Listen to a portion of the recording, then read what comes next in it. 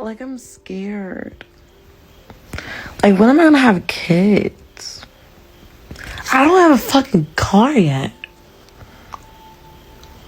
Like, not even to have a little sob story. Like, I'm really about to be 25 in 2 years. Like,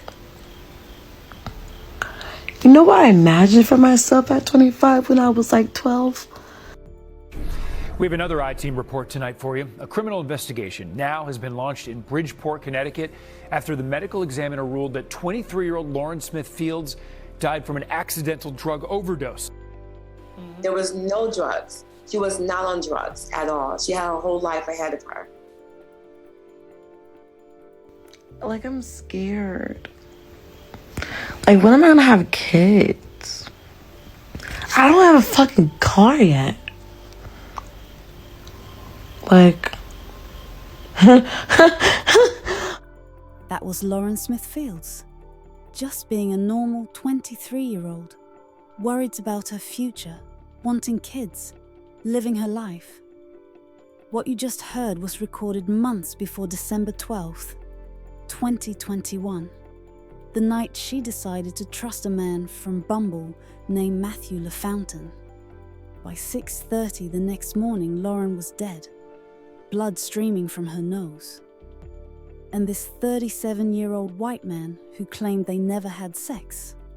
Police found a used condom with fresh semen in her bathroom. But here's what's going to make your blood boil.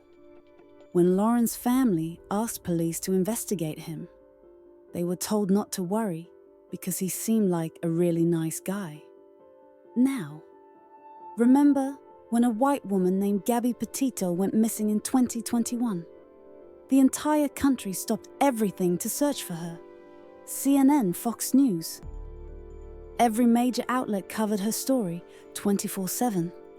The FBI launched a massive manhunt. Social media was flooded with her photos. Everyone was looking for Gabby. But Lauren's family? They learned their daughter was dead from a note on her apartment door. The outrage this case sparked literally changed Connecticut law, forced nationwide conversations about how black women are treated as victims, and had Cardi B calling out the system. But Matthew LaFountain? He's still walking free in 2025, and that needs to change today. You're on TikTok Crimes. We cover what happens when social media fame turns fatal. TikTok stars, Instagram couples, Facebook influencers. When their posts become crime scenes, we break down exactly what went wrong. These aren't just viral stories. These are real murders, real victims. Subscribe right now if you want the truth behind the trending hashtags, because by the time something goes viral, somebody's usually already dead. Here's what happened. y'all ever notice like one thing about yourself that you grew into when you were younger? It was like hideous. Well, my nose was fucking hideous. I'm gonna show y'all a picture. This was my 16th birthday. How the fuck I look like a totally different person? This is without makeup. The fuck? Something happened. I don't know, but thank God. Now I just love my nose. Based on like how far it came. Like, bitch you did that. Like, Look at her, confident, talking about her transformation, loving herself. Lauren Smith Fields came into this world on January 23rd, 1998, in Bridgeport, Connecticut. And y'all, this girl was everything her family could ask for. Her parents, Chantal Fields and Everett Smith, didn't just raise a daughter, they raised a force of nature. At Stanford High School, Lauren found her calling on the track. Now, I need y'all to understand something about track athletes. These aren't just people who run fast. These are disciplined, dedicated individuals who push their bodies to the limit every single day. Lauren wasn't just participating, she was excelling. Her coaches still remember this young woman who outworked everyone else, who understood that success came through consistency and pure determination. But Lauren was so much more than just an athlete, and this is where her story gets even more beautiful. When she walked into a room, you knew she was there. Not because she was loud or demanding attention, but because she had this natural warmth that made everyone feel welcome. Her friends at Stanford still talk about how she could turn any boring Friday night into an adventure. Are you taking a picture or video? Video. Okay. Tell me when. Go, I started it.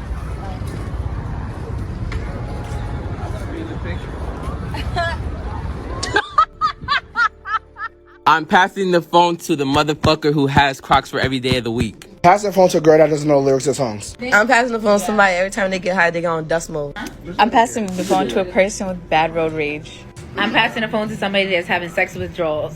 I'm passing the phone to somebody that always has a stink ass attitude. I'm passing the phone to somebody who always has a disposable at every fucking function. I'm passing the phone to someone that loves hookah. I'm giving the phone to somebody who needs to apply to an AA meeting. I'm passing the phone to somebody who co-parents a fucking dog. Passing the phone to someone with a big ass forehead. I'm passing the phone to America's biggest K-pop fan. I'm passing the phone to a great queen. I'm passing the phone to somebody that be on my dick 24/7. I'm passing the phone to somebody who's always crying every time she gets drunk. I'm passing the phone to America's Megamind. I'm passing the phone to somebody who always got holes in their clothes because they be stealing everything. Okay, but why the fuck would you? You hear that energy? That's the Lauren her friends knew. Playful, fun, the kind of person who made life better just by being in it. Fashion was her creative outlet. This girl loved putting together outfits that expressed her personality. Bold, confident, unapologetically herself. She'd spend hours curating looks for her Instagram, not for validation, but because style was how she communicated with the world. When Lauren enrolled at Norwalk Community College to study physical therapy, nobody who really knew her was surprised. This was someone who naturally wanted to help people heal, to be part of their recovery journey. Now, I want you to understand the relationship between Lauren and her mother, Chantal, because this matters for what comes next. They weren't just mother and daughter. They were best friends, confidants. Chantal wasn't just proud of Lauren's accomplishments. She was amazed by the woman her daughter was becoming. They talked for hours about everything and nothing, sharing dreams and making plans for the future. My daughter was funny. She was like, when she walks into a room, she lit up the whole room. She loves doing makeup. She loves hanging around with her friends. She loves family. She was very family orientated. I mean, doing her hair and just always being there for me, like going out and having mother and daughter dates, getting our nails done, and just also just spending time together with each other. Her cooking for me, or because I work so late at night, sometimes she'd just come over and be like, "Mom, let me just grab your laundry and wash them for you." She was that type of daughter. And here's something absolutely crucial about Lauren that's going to matter when we get to what happened to her. She was health conscious in every way. Listen to me carefully. Friends and family will tell you she treated her body like a temple. She worked out regularly, ate well, and was extremely careful about what she put into her system. Lauren wasn't someone who experimented with substances. Her track background and fitness lifestyle meant she understood the importance of keeping her body clean and strong. Lauren worked out every day. She was on a plant-based diet. She went to college. She had her own business in her home. Mm-hmm. There was no drugs. She was not on drugs at all. She had her whole life ahead of her. So, when you hear what they found in her system the night she died, remember what I'm telling you right now. This wasn't a girl who was reckless with her health. This wasn't someone who would voluntarily take drugs. This was a young woman who had everything to live for and took care of herself accordingly. Have you ever met someone online who seemed perfect at first? Well, Lauren was about to learn that not everyone on dating apps is who they claim to be. And ladies, what I'm about to tell you next might make you trust those gut instincts even more. In late November 2021, Lauren Smith Fields made a decision that millions of young women make every single day. She downloaded Bumble. It's upsetting me and my homegirl because we feel like, well, damn, if you can't go to bed on no chase, where the hell could you go? It's not like this all the time. No, it's not. Actually, bring guns in their car all the time. You think we got time for somebody getting shot the place we go and have a good time at? No. At 23, she was confident, ambitious, and ready to find someone who could match her energy and dreams. The app seemed perfect for someone like Lauren. She could make the first move, control the conversation, and potentially find genuine romance. Within days of creating her profile, Lauren's notifications were buzzing. Her photos showcased that radiant smile you just saw, her love for travel, and her zest for life. And among the matches that appeared on her screen was Matthew LaFountain, a 37-year-old white man from Milford, Connecticut, about an hour's drive from her Bridgeport apartment. Now, some of you might be thinking about that age gap, 14 years. Lauren was 23, and this man was 37. That means he was closer in age to her parents than he was to her. But Lauren believed in connection over numbers. Maturity and life experience could be attractive qualities, right? For 3 days, they exchanged messages through the app. Lauren felt comfortable enough to share details about her studies, her family, her aspirations to become a physical therapist. Matthew seemed to reciprocate with his own stories, creating what felt like a natural rapport between two adults looking for companionship. But here's what Lauren's family and friends would question later, and what should make all of us pause: how quickly she felt comfortable inviting this virtual stranger into her personal space. What they didn't know about Matthew's background would prove crucial. And what I'm about to tell you next should have been red flags from day one. His social media presence was minimal. And get this, the profiles he maintained would mysteriously disappear shortly after Lauren's death. Some accounts showed him under different names, raising questions about his true identity and intentions.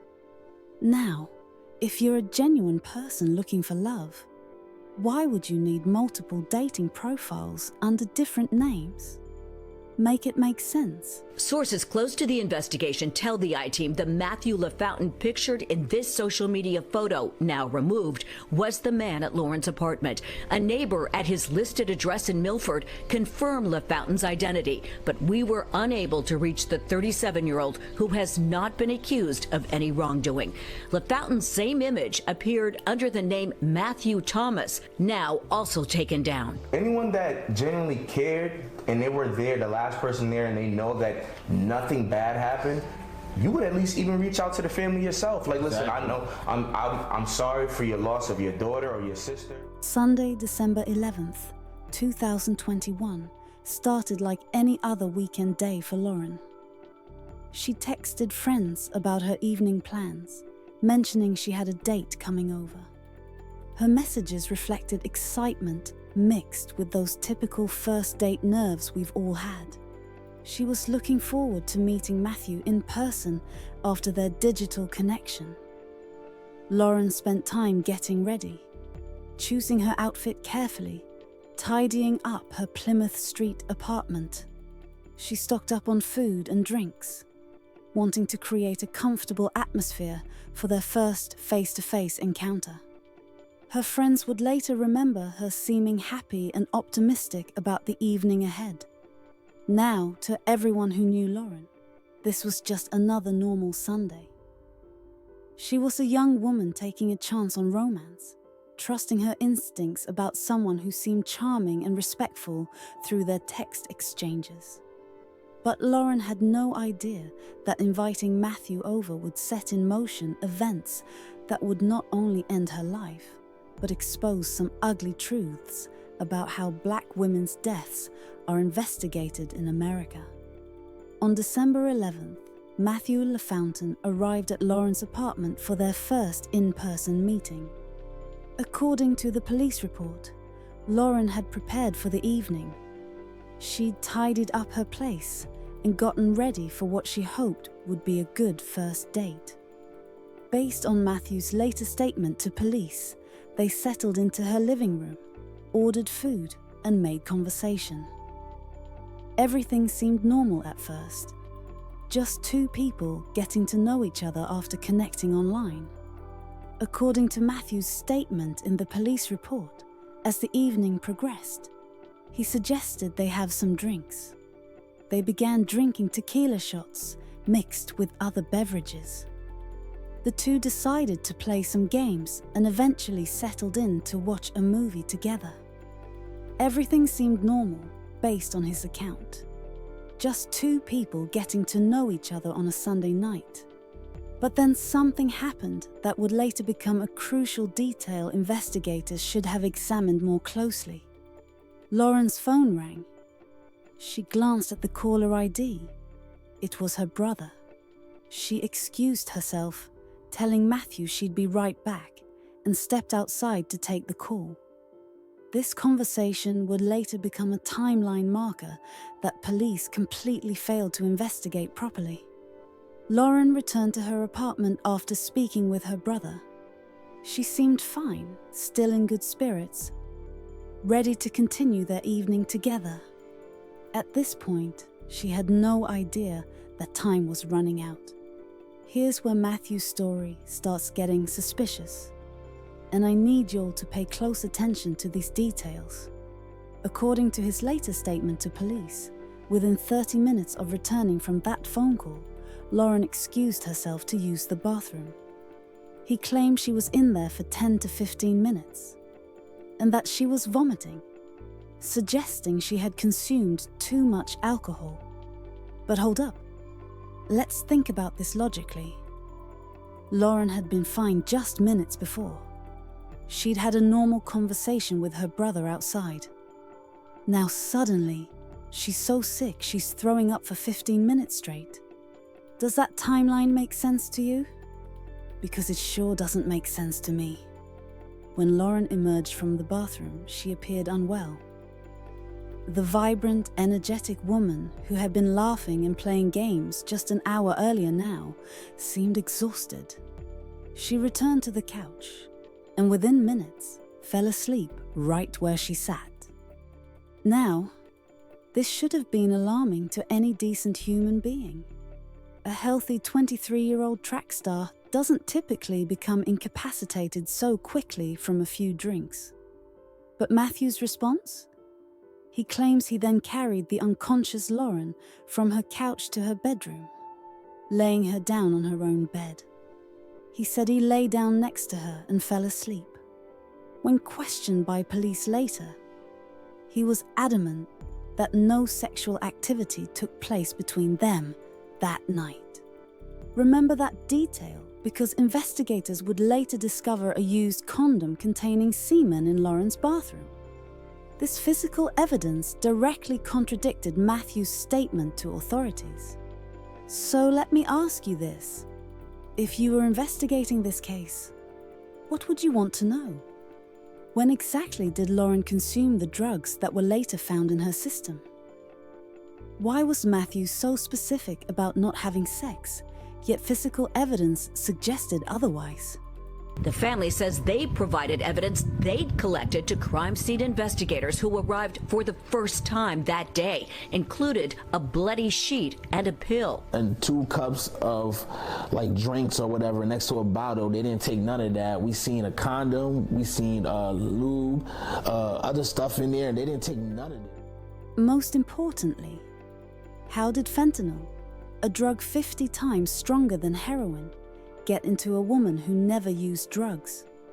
Matthew told police he woke up sometime during the night and heard Lauren making noise in her sleep, what he described as snoring. He went back to sleep, apparently unconcerned about the woman lying next to him who had been violently ill just hours before.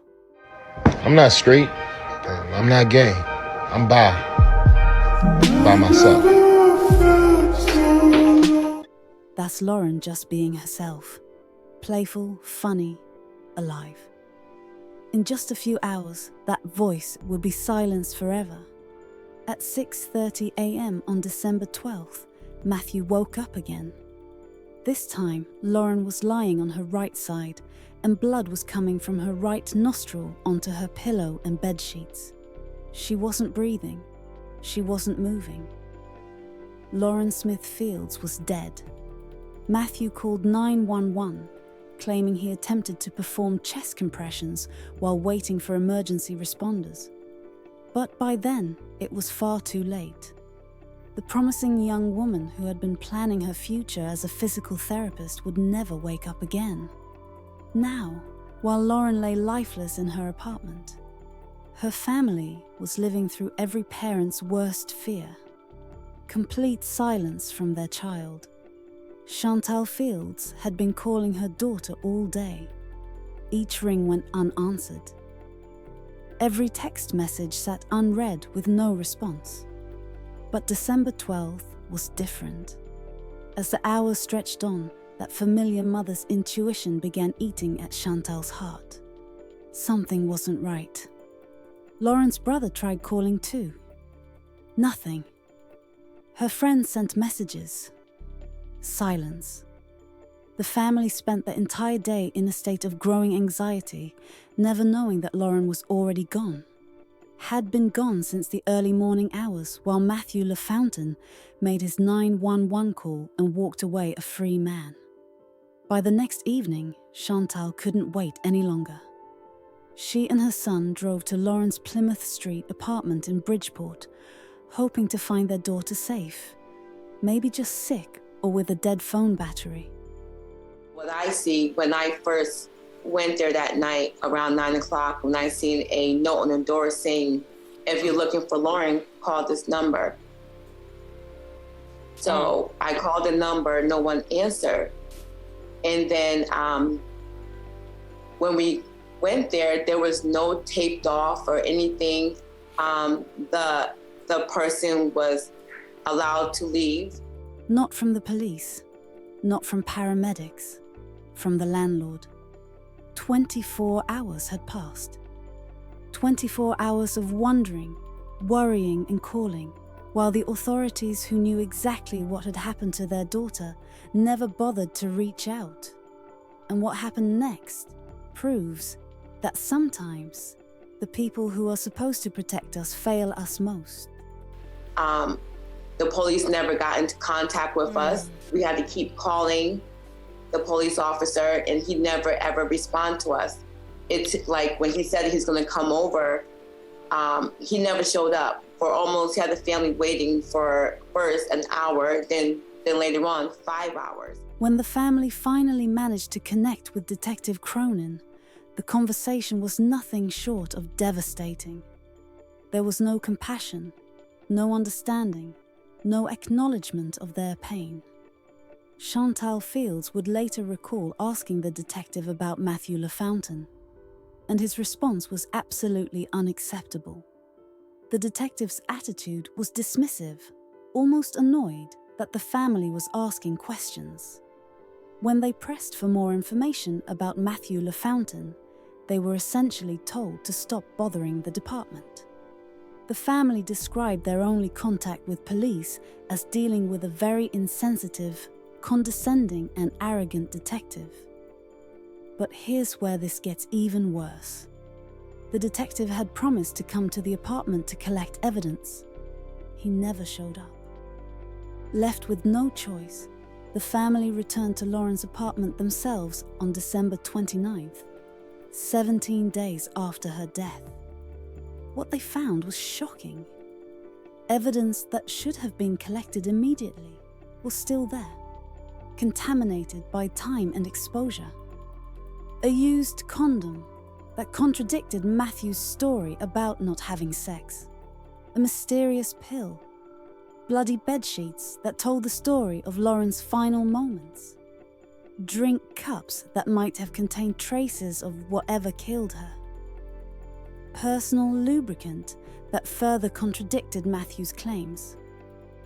Now, when the Connecticut office of the chief medical examiner finally released their findings, the Smithfields family felt like they were being dismissed all over again. The official report stated that Lauren died from acute intoxication, a deadly cocktail of fentanyl, promethazine, hydroxyzine, and alcohol. Just like that, with the stroke of a pen, their daughter's death was labelled an accident. But Chantal Fields wasn't having it. She knew her daughter better than anyone, and she made it clear. Lauren was not a drug user. This wasn't just a mother in denial. This was a woman who knew her child. Lauren was a track star, a fitness enthusiast who documented her workouts on social media. She was studying to become a physical therapist, someone dedicated to healing bodies, not destroying them. Lauren worked out every day. She was on a plant-based diet. She went to college. She had her own business in her home. There was no drugs. She was not on drugs at all. She had her whole life ahead of her. The medical examiner had found 3 different substances in Lauren's system that night. Fentanyl, a synthetic opioid 50 times stronger than heroin.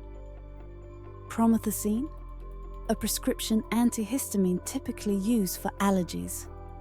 Hydroxyzine, an anxiety medication that can cause drowsiness. Combined with alcohol, this mixture was lethal. But here's what nobody could explain. How did these drugs get into Lauren's body? Fentanyl has become the weapon of choice for predators who want to incapacitate their victims. It's odorless, tasteless, and can kill in amounts smaller than a few grains of salt. Victims often have no idea they've consumed it until it's too late. The family knew something was wrong with the entire investigation. While Lauren's family fought for answers, Matthew LaFountain became a ghost. Within hours of Lauren's death, his social media profiles began disappearing. The Matthew LaFountain who had messaged Lauren on Bumble suddenly didn't exist online. His Facebook was gone. His Instagram was deleted. Investigators discovered he'd been using multiple names on dating platforms. Some profiles listed him as Matthew Thomas. Others showed different variations entirely. When detectives questioned Matthew at the scene, his story had inconsistencies that should have raised immediate red flags. He insisted repeatedly that he and Lauren never had sex that night. Yet crime scene technicians found that used condom containing semen in her bathroom.